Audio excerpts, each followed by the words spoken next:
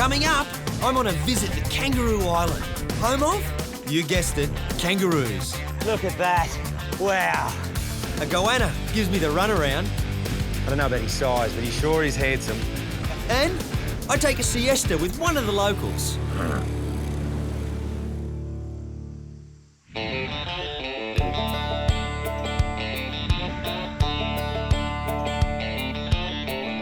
Australia is famous the world over for its unique wildlife. You could cover vast distances to see just some of what this spectacular continent has to offer. Or you can simply head to where I'm off to now. I'm on my way to Kangaroo Island, just 13 kilometres off the South Australian coast. A landmass famous for its rich variety of typically Australian wildlife. To prove it, how's this? I don't even have to get off the boat to meet some of the amazing locals. Its isolation means it hasn't suffered like the mainland from the impact of European settlement. For a start, it's one of few places spared from the destructive habits of introduced feral pests like foxes and rabbits. But it's not without its problems. A place like KI, as the islanders call it, is a magnet for tourists. A small island economy needs them, but it's a delicate balance that must be managed. I've only got 2 days here. I want to cram as much wildlife in as I can.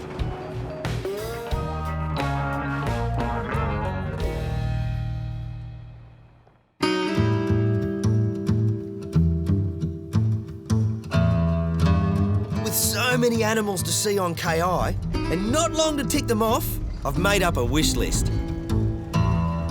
At the top, one of Australia's iconic lizards. I've only just got off the boat, but already I'm in luck.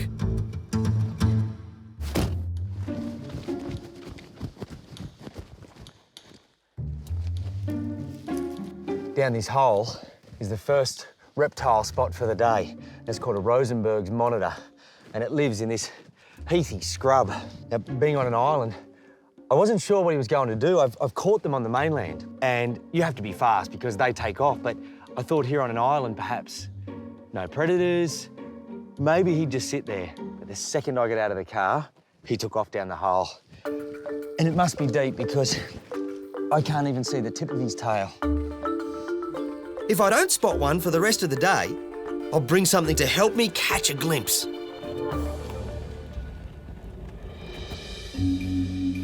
Just up the track, I've seen something of interest.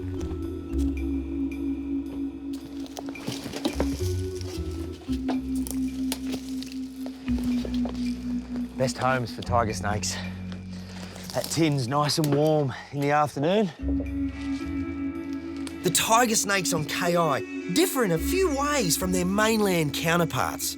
For a start, they're darker, which retains heat, important in a climate more susceptible to colder extremes. They also tend to grow a fair bit larger here, mainly due to their diet. Frogs and skinks are replaced by an annual gorging on muttonbird chicks. What doesn't change is how deadly they are. Tigers are the 4th most venomous land-based snake on Earth. Combined with a fiery temper, they are not to be messed with, no matter where you are.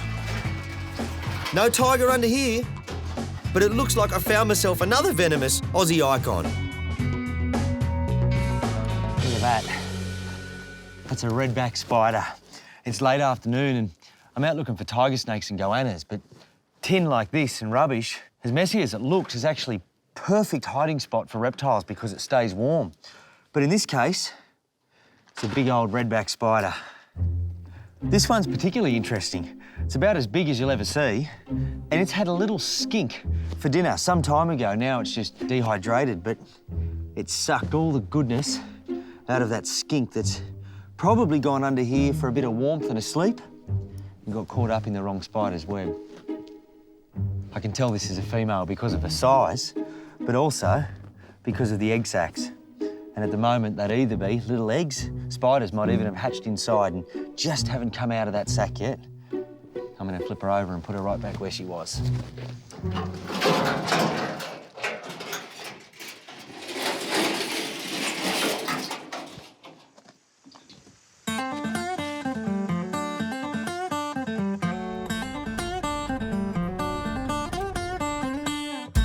As you might have guessed, the island is home to a population of kangaroos.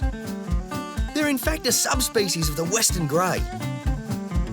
They're a little smaller than their mainland cousins, and to help with the Southern Ocean's winters, they've developed a thicker coat.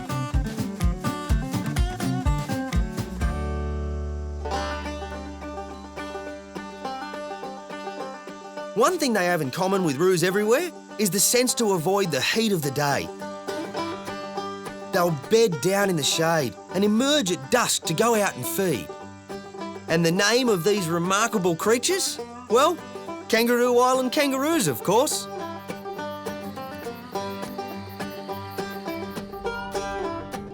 Just when I thought the day was over, I spot something shuffling across the road. Look at this. This is a little echidna. It's one of Australia's two monotremes, the echidna and the platypus. Echidnas are found right across Australia and many little islands offshore, just like Kangaroo Island. And what he's doing right now is the key to their success. It's their protection. He's able to curl himself up in a ball, just showing the spikes. Now, if I was an eagle or a dingo or a goanna, I wouldn't be able to eat him. Any time I tried, my mouth hit spikes. This little fella was in the middle of the road and there's cars zapping fast, and it's a bit of a problem on the island that I've noticed. There's so much animal habitat on either side of the highways and cars go zapping by. But I brought him off the road now and into the bush.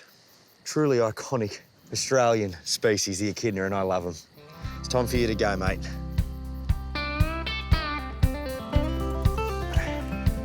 Another great find, but I'm exhausted. That's definitely enough for one day.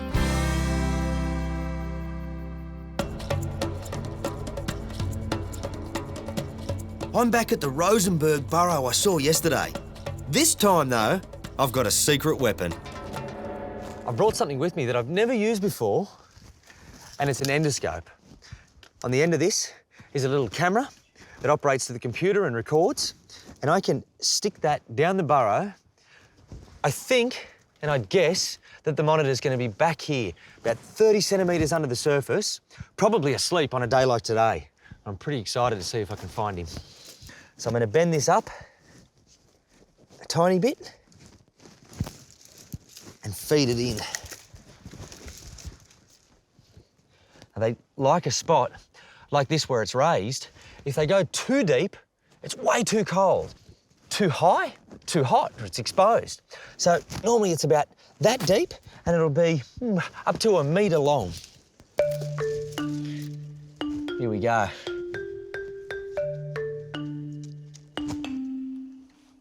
Ah, look at that. Somebody's home, but at this moment, all I can see is pattern. It's just his body. Oh, there's a big hiss. He's hissing, so I just touched him. Come back a bit. Look at that. There's a cavity at the end of that burrow that is about that round as I can see it. And at the moment, I've got a side view of what I think is the base of the tail. As I work the endoscope around the goanna, other features come into view. Okay, so there's a foot. I really want to get a look at his face. Okay. Oh, and there's his ear. And look at that, a bright black eye looking back at me.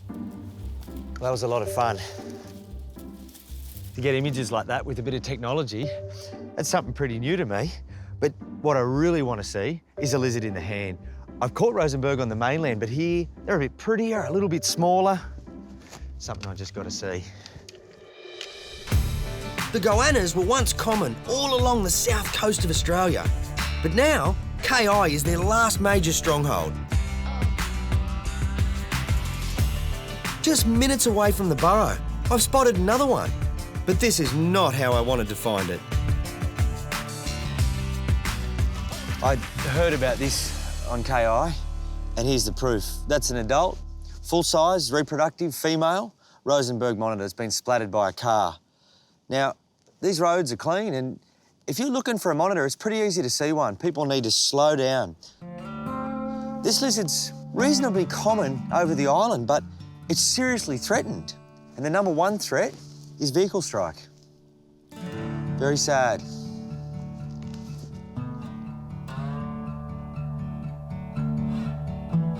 One tourist season saw 570 reported roadkills. That's a massive amount for an island population to sustain. I'm starting to think that handling KI's famous Rosenberg Monitor isn't going to happen.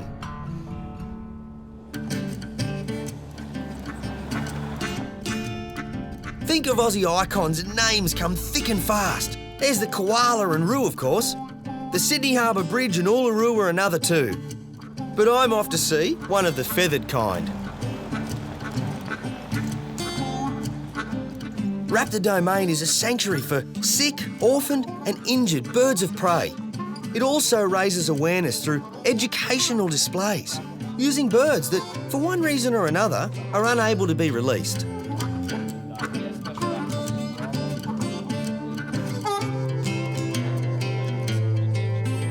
Now, I do a lot of bird spotting in my travels, but it's not often I get up close to one of my favourite Aussie raptors, the wedge-tailed eagle.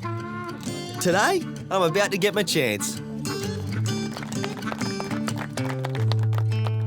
Dave, that show was amazing, and this place is amazing. You've done such a great job. Oh, thanks, Tim. Yeah, we do the best we can. We like to educate people and entertain them at the same time, and that's the best way to get conservation happening. Dave Irwin is the owner of Raptor Domain and has been interested in birds of prey all his life. You've got birds that are in need of care, and they're not just being cared for at the back somewhere. You're engaging with visitors, and I saw the look on their faces. They were blown away and all know something more than they came here with. Exactly, yeah, and particularly the kids. That's where I think conservation starts, is with the younger generation.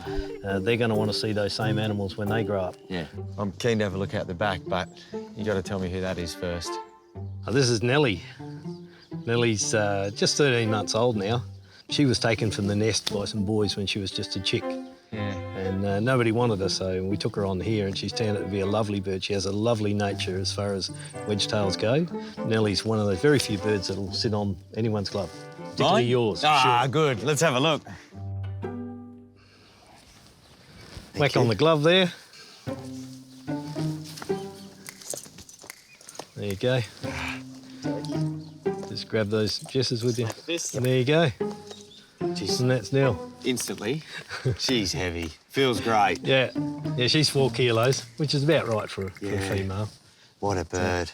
Interesting that people look at the beak and I'm sure react to that. Oh, that beak's nasty, but that's very gentle and ticklish. Yeah, if they want to hurt you, they always do it with their feet. The feet are the weapons. Yeah.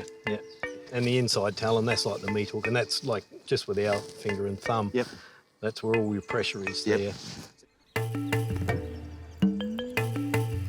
After landing, its front 2 claws anchor the prey, while its rear talon thrusts into flesh, dealing the lethal blow.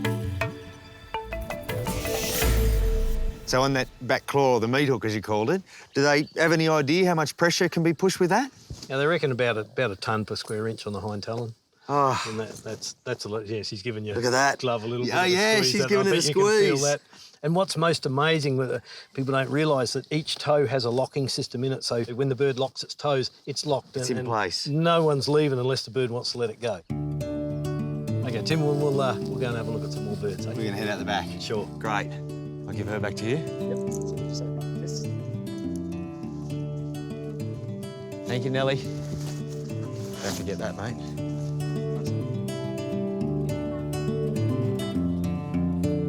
Visitors don't usually get to see our back. When a bird is brought in, they'll get assessed by a vet and go into a hospital cage. Then, as they recover, they're placed into a small aviary. And this is little Hobbit. Hobbit is a little hobby falcon. She's about 8 years old now, and she's one of the sweetest little birds you'd ever meet.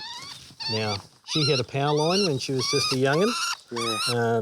So she can fly, but not particularly well. Yes. So she'd never be a candidate for release. But she's just a real little sweetheart. This is one of the nicest birds you'd ever meet. You could make her your girlfriend. What a beautiful little bird. It's no wonder the team here have dedicated their lives to helping orphaned birds like her. Before I leave, Dave's got one very special patient to show me. Have a look at that. Casper is a barn owl, who, just like other owls, has a complete arsenal of hunting tools at his disposal. You see he's got little hairy toes. Yep. That's really important because little hairy toes, they cut down the sound of the feet through the air. Just before he catches a mouse, there's no whoosh sound. His feathers are as soft as velvet. You ever feel how soft those feathers are? You just won't feel feathers softer than that. Yeah, well, So you almost can't feel them. Yeah, and of course he catches sound with his face. So you can detect a mouse in the grass. One giant ear. On a cool, crisp night about 100 metres away. Their hearing is astounding, as is their nocturnal vision. Yeah. And their diurnal vision's just as good. They see just as well as we do during the day, Yes. albeit in black and white. Well, you're doing a great job, mate. Thank you for having me here. It's nice to see you. Yeah, my pleasure.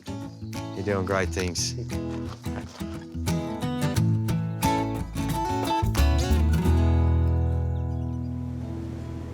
It may be called Kangaroo Island, but in my opinion, it could easily be named after this lot. Of only 15,000 Australian sea lions left in the world, 85% of them live in South Australia, with Kangaroo Island hosting the largest colony. And of all the places to spot them, it's here, at the inventively named Seal Bay, that you're guaranteed to get a good view. Their days are filled with a mixture of play and feeding, but they seem to do what they love most, and that's sleep, and a lot of it. Almost always in the safety of a large herd, which is why, just up the coast, at nearby Bales Bay, I was surprised to find this Lone Ranger. I've just walked maybe 1 kilometre up the beach because I could see a black dot just near the water's edge. And when I looked at it, I saw it flick up and the head move. This looks like a young male to me. And perhaps because he's a young male, the beach is a safe spot, a refuge, because if he's with the main seal colony, the big males might give him a hard time. So this is a place where he can rest, get his strength, energy back. I just can't believe how big he is. He's just having a look at me now.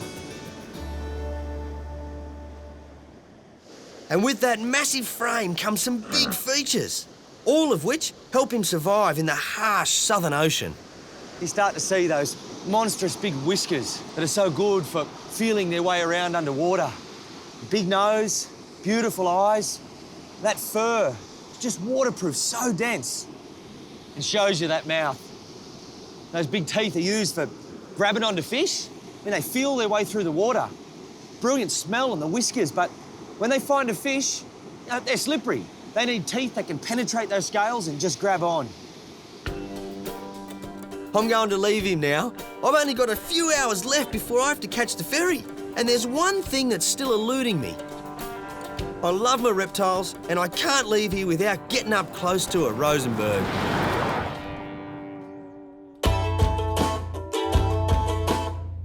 I was told the island was teeming with monitors, but so far, I've only been able to catch glimpses of them, or lifeless on the road. Rosenberg. Oh, he's taken off.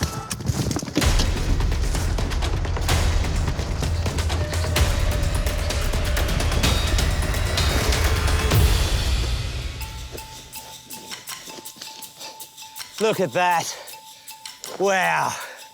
Hello, mate. That is a Rosenberg's goanna. He's not quite full grown, but they don't get much bigger than this. Funny to think, that's the top order predator, apex predator on the island. And I was lucky. I saw him there and he took off over here, and I'll bet he's got a good burrow, but this time he happened to pick one he couldn't quite fit in. So his head was in there, the body was halfway in, grabbed him straight by the tail. I am very happy to get that. Rosenbergs don't get as big as perennies, Australia's largest monitor, or lace monitors that are common along the east coast of Australia. But on an island, there's limited resources and limited food resources, and that dictates how big you can get. I don't know about his size, but he sure is handsome.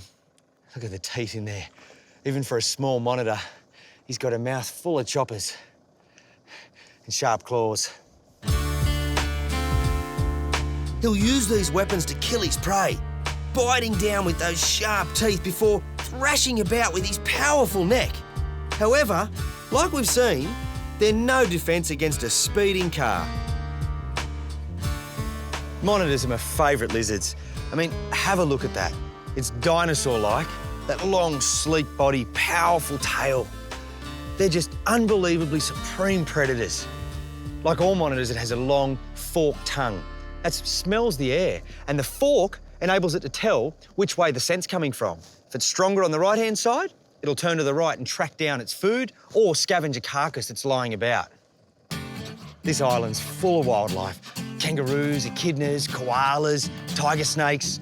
But for me, this is a highlight. It's time I let him go. There you go, mate.